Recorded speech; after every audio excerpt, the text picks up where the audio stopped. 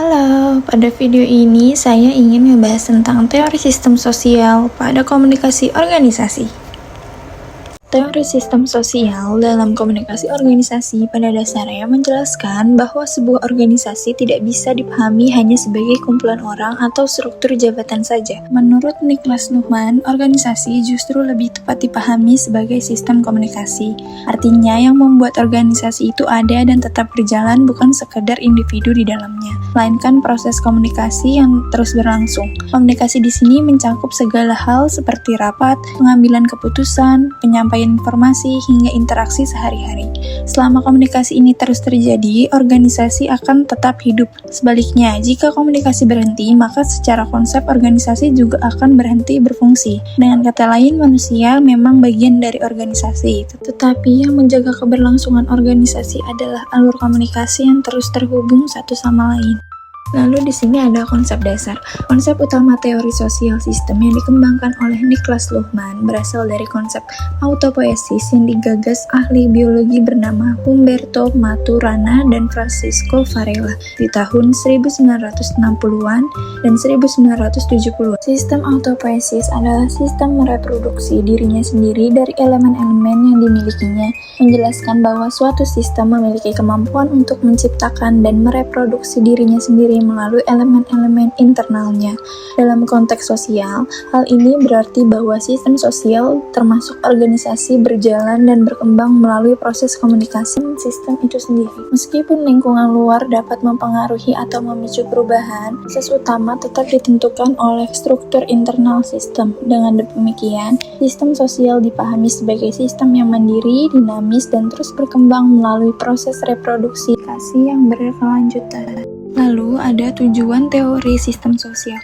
Tujuan dari teori sistem sosial dalam komunikasi organisasi yang dikembangkan oleh Niklas Luhmann adalah untuk membantu memahami organisasi sebagai suatu sistem yang tidak hanya terdiri dari individu atau struktur formal, melainkan sebagai sistem komunikasi yang hidup dan terus berkembang.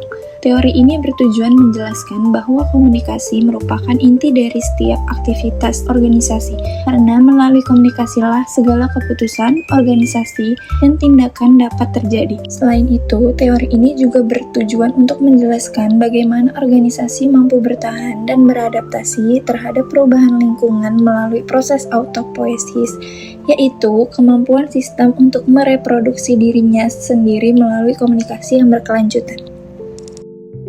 Di sini ada jenis-jenis sistem sosial. Menurut Niklas Luhmann, sistem sosial terbagi menjadi 3 jenis utama yang sebenarnya saling berkaitan satu sama lain. Satu, ada sistem masyarakat, yaitu sistem yang paling luas karena mencakup seluruh komunikasi yang terjadi dalam kehidupan sosial. Kedua, ada sistem organisasi, yaitu sistem yang bertujuan dari komunikasi yang bersifat keputusan. Artinya, organisasi berjalan berdasarkan keputusan-keputusan yang dihasilkan melalui komunikasi. Ketiga, ada sistem interaksi, yaitu komunikasi yang terjadi secara langsung antara individu, biasanya dalam situasi tatap muka. Contohnya adalah percakapan, diskusi, atau rapat. Ketiga sistem ini saling berhubungan, di mana interaksi membentuk organisasi, dan organisasi menjadi bagian dari masyarakat.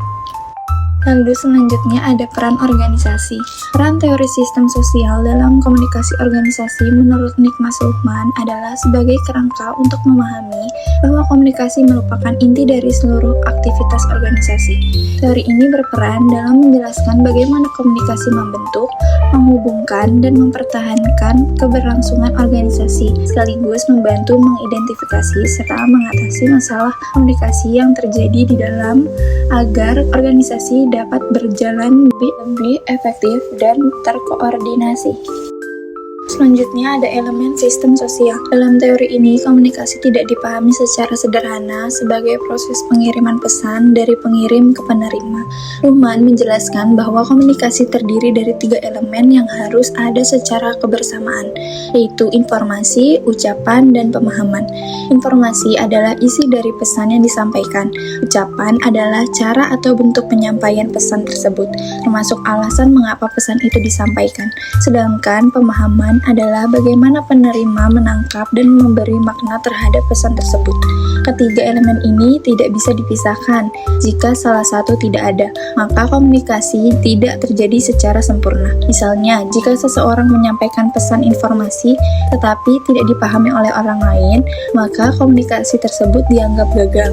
Hal ini menunjukkan bahwa komunikasi dalam organisasi bukan hanya soal berbicara atau menyampaikan pesan, tetapi tentang bagaimana pesan tersebut dipahami dan menghasilkan respon.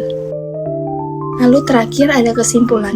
Kesimpulannya, teori sistem sosial dalam komunikasi organisasi yang dikemukakan oleh Niklas Luhmann memandang organisasi sebagai sistem yang dihidup melalui komunikasi yang terus berlangsung.